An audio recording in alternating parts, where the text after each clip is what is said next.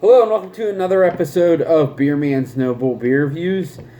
Today I have another beer from Zillicoah Brewing Company out of Asheville, North Carolina. But this isn't just by Zillicoah, this is also a collaboration with Ancillary Ancillary Fermentation. Which I think... See, that's what's really strange. I don't know if they're like a nomadic brewer or whatever, but on the can it says brewed and packaged by Fortnight Brewing, Cary, North Carolina, which I'm assuming that's where Ancillary Fermentation is from. But I mainly bought this because it was a collab with Zillicoah, because anything that they're involved with I always wanted to try. This beer is called To Love Flower Petal Pilsner. It says Pilsner lager with rose petals and hibiscus. It is 4.0 ABV. And I don't know if it was intentional, but everything on this label is upside down. So I don't know if they put the label on upside down on purpose or it's just a mistake. And I have not had this before. I don't know anything about it, which is usually a good thing. So we'll see how this is. Really don't have any specific expectations other than I'm assuming it's going to be good just because Zillicoah is involved, but that's not always the case with collaboration. So we will see. So it is crystal clear. I mean, you can see right through that. It's so weird. Like, it has a pinkish hue to it, but it seems like, which I'm assuming is from the hibiscus. If it didn't have the hibiscus, like, it looks like it would be even lighter than a Pilsner. Maybe that's just because it's so transparent. With a really small, almost non-existent white head.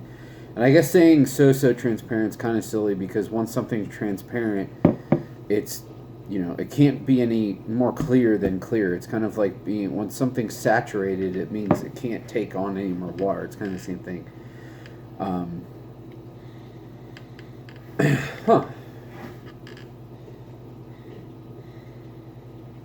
Interesting.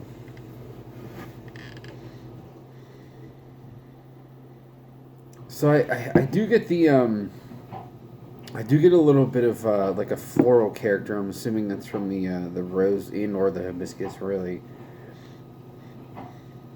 Definitely grainy, and almost like crackery malt. But there's something else in it that kind of, it's like a little funky. I don't know. I'm curious now. I'm really curious to taste this.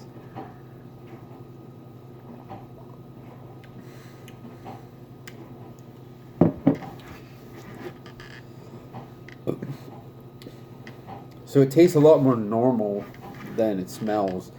It has a little bit of that like grapey Pilsner character, like white grapes. It's not really like any hops, like any hop character to it at all. It's actually very, very mild. There is a little bit of that like floral perfumey note.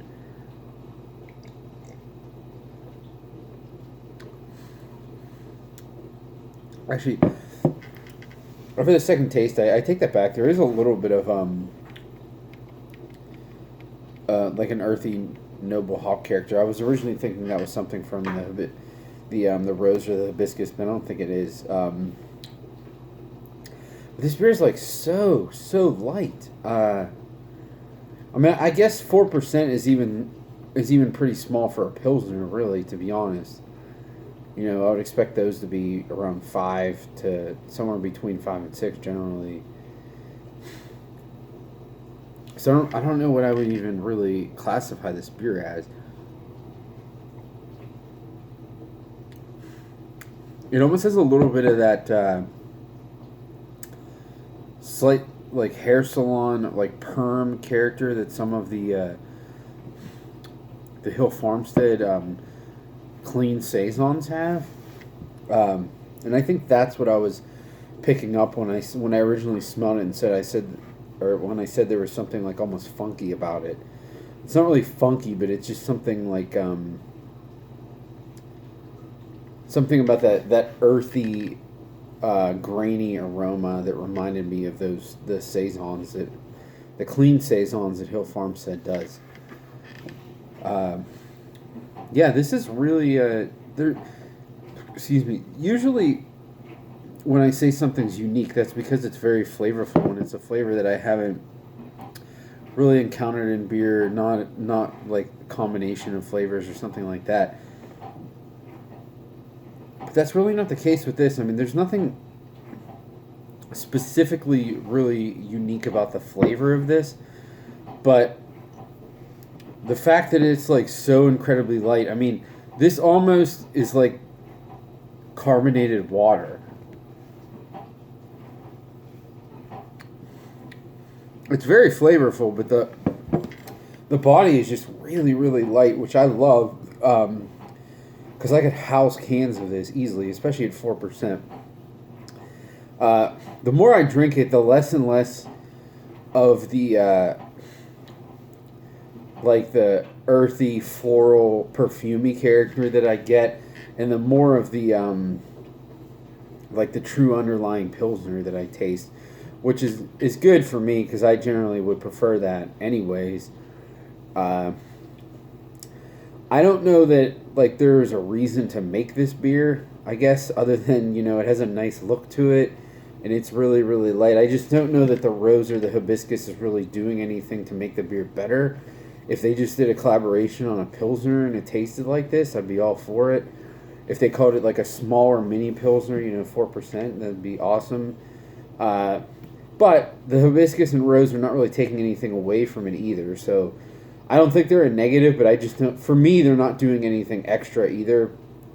But, I understand it from a marketing standpoint, and you might pull some people in by doing that, but I don't think it's that weird where you're going to, push people away. So I guess it kind of makes sense. But it is very, very clean, which I've come to expect from any Zillicoah beer I have.